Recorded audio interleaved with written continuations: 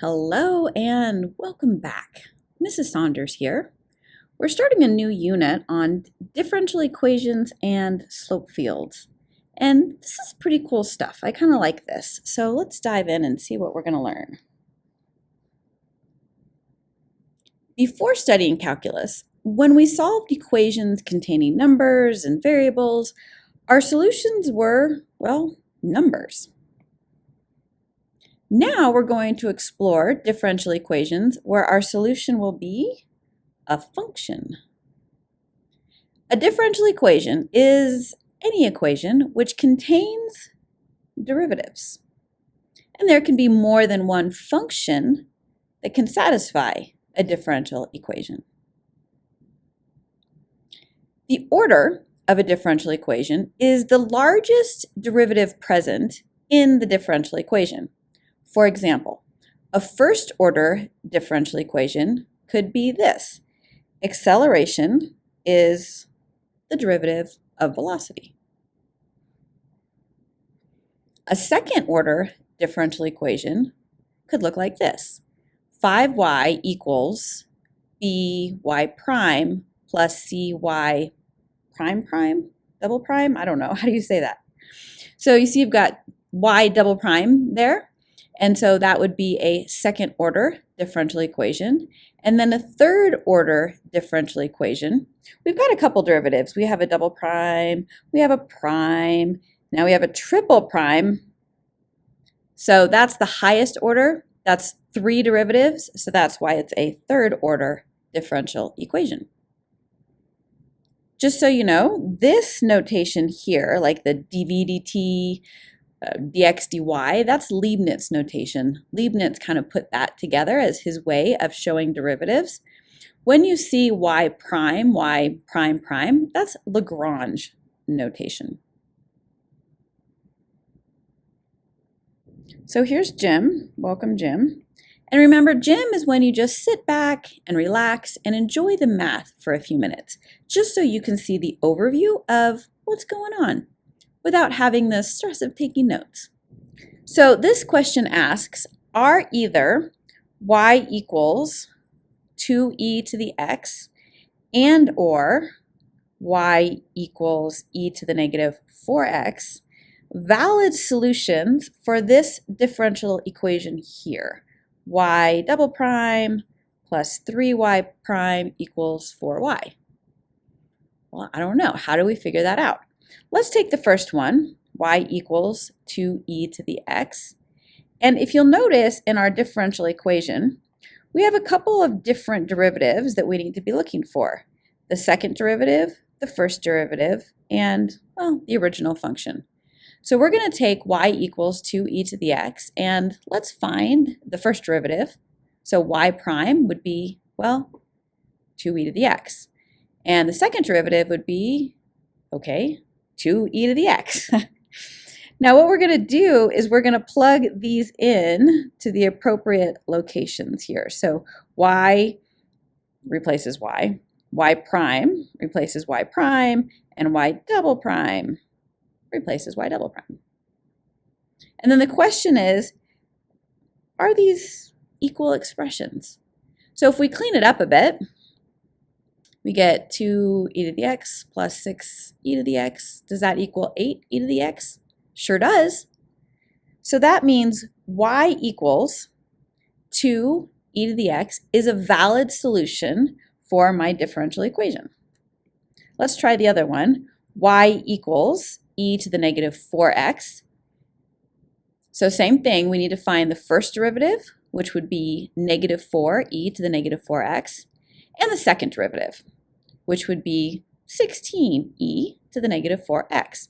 And again, we'll replace y into that y spot, y prime into the y prime spot, and y double prime into the y double prime spot. And then again, we're wondering if the two expressions on either side of the equal sign are equivalent. So we'll clean that up a little bit. So does 16 e to the negative 4x minus 12 e to the negative 4x equal 4 e to the negative 4x? Sure does. So both of our equations, y equals 2e to the x and y equals e to the negative 4x, are both valid solutions for our differential equation. Now we're going to determine whether a function is a solution to a given differential equation. So we're starting with dy dx equals 0.5 times the quantity 15 minus y. And we're wondering if y equals 3e to the negative 0.5x plus 15 is a solution. So how do you do that? Our first step is going to be to take the derivative of my possible solution. Okay, so the derivative of that is negative 1.5e to the negative 0.5x. All right, now the question is, we've got a dy dx here and a dy dx that we started with. Are those the same?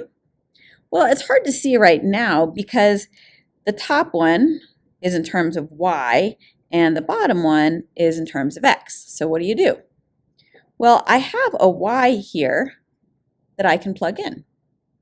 So I'm going to take my possible solution, okay, and plug it into my differential equation. So now my differential equation looks like this. I just plugged y in. Here's my y. And now let's clean it up a little bit and see what happens. So the 15s, we can knock those out. And then we have dy dx equals 0.5 times negative 3e to the negative 0.5x. Clean that up a little bit more. And look what we get. We've got a match. So this equation is a solution of the differential equation that we started with. Okay, let's try another one. So we've got g prime of x equals 5x plus 4y over x. And we want to know if this g of x is a solution. So we'll take the derivative of our g of x, and we get g prime of x equals 4x cubed minus 5. Is that a solution? Well, again, it's hard to tell because our original differential equation is in terms of x and y. And my derivative down here is only in terms of x. But I can take my g of x or my y value and plug it in for y in the differential equation. All right, so I've got 5x plus 4, and that's my g of x right there, all over x. And then we'll clean that up a little bit. And we can clean that up a little bit more by knocking out some of those x's. And we get 4x cubed minus 15. So does that match? Let's compare it here. Does that match? No, we have a problem. There's a negative 5 up there and a negative 15 down here. So this time, our function g of x is not a solution of the differential equation. A function, y equals f of t, which satisfies a differential equation is called a solution. We're able to find both general solutions and particular solutions using a variety of techniques. So let's start by just finding a general solution for this differential equation. Now, the first thing I'm going to do is take this dx here and move it to the other side, like multiply both sides by dx. This is called separation of variables, which we can do, but we're going to do that more in the next lesson. So just a little bit of a teaser right now. So I have dy equals 3x squared dx. Now I can take the antiderivative of both sides, and I get y equals x to the third plus c. Remember, this is our constant of integration.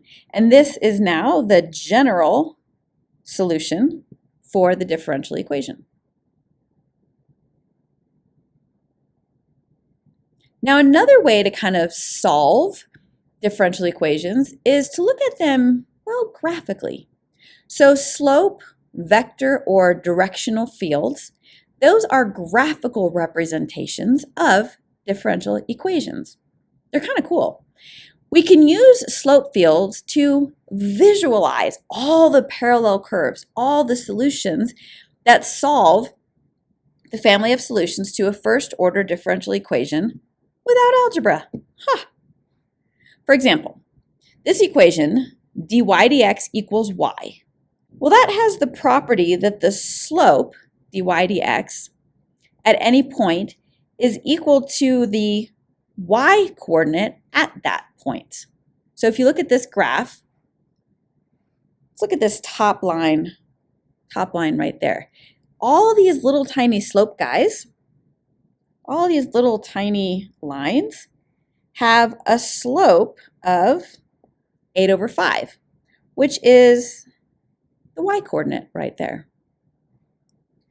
Looking down a little bit, all of these little lines, little tiny segments, have a slope of 1/2 because they're all sitting at the y-coordinate of 1/2. And if we look below, we can see some negative ones. See, down here is y equals -4/3. And again, all of our little segments here have a slope of -4/3. So that's called a slope field. So we draw all these little line segments at each marked point, showing the slope of the curve there.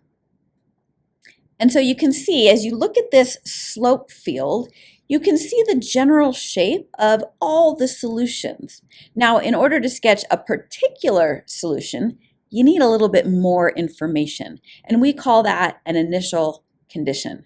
But just to give you an idea, here are 4 of the particular solutions to that differential equation. And we'll look at that more in a later lesson. So let's practice. Now, I must say that slope fields can be a little bit tedious or laborious, but that's okay. We're going to learn how to work smarter, not harder. So for example 3, we're going to sketch a slope field for dy dx equals 3x minus 2 using the table below. So dy dx, see, that's the slope, okay? We're going to find the slope at x equals -2, at x equals -1, and so on. So let's start with x equals -2. So we're going to plug that into our equation here. 3 times -2, minus 2. That's -8. So anytime we have an x value of -2, our little line segment is going to have a slope of -8. And this is just a sketch. So like, I don't know if these have an actual slope of -8, but I'm thinking -8, that's a pretty steep negative slope. So just sketch it out. Now we'll do -1. So we've got 3 times -1 minus 2, which is -5. So anytime we have an x value of -1, we're going to draw a little line segment that has a slope of -5. So it's a little bit less steep of a negative slope. And continuing that on, if x equals 0, that'll give us a slope of -2. If x equals 1, we get positive. We have a positive slope of 1. And then if x equals 2, we have an even more positive slope of 4. So we've just created a slope field.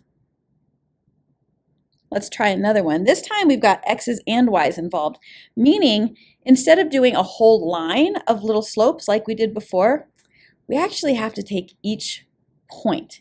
So what we need to do, if this is a slope field, we need to figure out how slope is defined. So we need to isolate dy dx. So I'm going to isolate that. And now I know that the slope is always 2x over y. So let's start at the top left here. That's the point, -2, 2. And if we plug in that to our slope equation, we've got, let's see, 2 times -2 over 2. That's -2, so we'll draw a little segment guy there with a -2 slope. And then the next point, let's try -2, 1. So -2, 1, that's right here. Plug those into my slope equation. So let's see, 2 times -2, the funky 2, over 1, that equals -4. So at that spot, I have a little bit more of a negative slope of -4. -2, 0. Do you see how this gets kind of long and maybe a little bit boring? -2, 0 would give us a slope of, DNE. Oh, because you get a 0 on the bottom. So if it's a non-existent slope, then you just don't draw anything. Just leave that blank. -2, -1 down here now gives us a slope of 4. So now we're going into positive. And then you could just keep going, okay? If you keep going, you get an entire slope field. And I just have part of it represented by the table here. But hopefully that gives you an idea of where slope fields come from.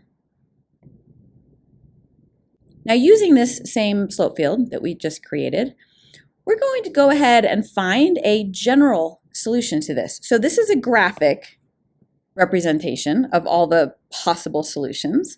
Let's find an actual equation that could fit those. So we have dy dx equals 2x over y, okay? And I'm going to get all the y's on one side, y dy, and all the x's on the other side, 2x dx. Again, we're going to learn more about that in the next lesson. And then I'll take the antiderivative of both sides. So I end up with 1/2 y squared equals x squared plus c. And this plus c is code for, this is a general solution because the actual solution could be 1/2 y squared equals x squared, like if c is 0. The particular solution could be 1/2 y squared equals x squared minus 1/2, if c is 1/2. C could be anything, in this case -2 or 1/2. And if you graph each of those, look at that, isn't that fun? So those are a number of the particular solutions that correspond with our slope field. Now I mentioned earlier, sometimes because this can be so tedious, you have to work smarter, not harder. So how can you save yourself a bit of time? So we've got this new differential equation, dy dx equals -x over y. And let's think about a couple things. Where will all of the slopes be positive? Well, we have this negative in front. So in order for all the slopes to be positive, either x or y has to be negative, not both. So let's see, what do we have here? They're both positive there. In the second quadrant, we've got negative x's, positive y's. In the third quadrant, we've got negative, negative. And in the fourth quadrant, we've got positive x's, negative y's. So that means where will the slopes be positive when either x or y is negative? So all the slopes are going to be positive in quadrants 2 and 4. Where will the slopes be negative? Let's get a different color. The slopes are going to be negative when both x and y have the same sign. So that's going to be in quadrants 1 and 3. Where will the slopes be 0? The slopes will be 0 whenever x is 0. That's all along the y-axis. So let's just go ahead and plot that there. There's a bunch of little 0 slopes, some horizontal lines. And where will the slopes be undefined? Okay, well that's when y is 0. So that's going to be along the x-axis. So, we don't draw anything there. So what we need to do is pick maybe quadrants 1 and 2 only and figure out the slopes there. So quadrant 1, if we plug in the point 1, 1 to our differential equation, we get a slope of -1. If we plug in 1, 2, we get a slope of -1/2. If we plug in 3, we get a slope of -1/3, and you can keep seeing that develop, okay? And then we can graph each of those little line segments in quadrant 1. Because we discovered that quadrant 1 and quadrant 3 are the same, then we can just reflect those slopes. So we have a little bit less calculating to do. So pause the video for a minute and work out your slopes for the points in quadrant 2 and go ahead and graph those and see what you get.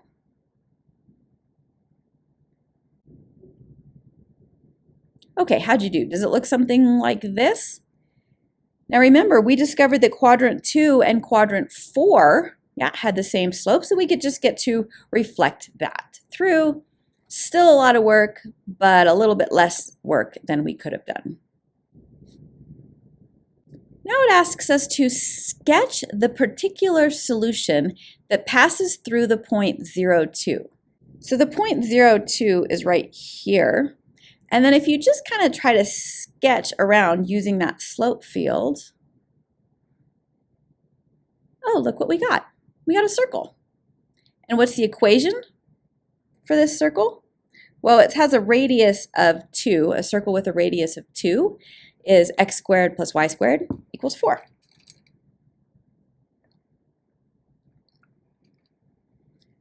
All right, this one says, given the following differential equation slope field, so we have a slope field that's already been created for us, sketch a particular solution through the point.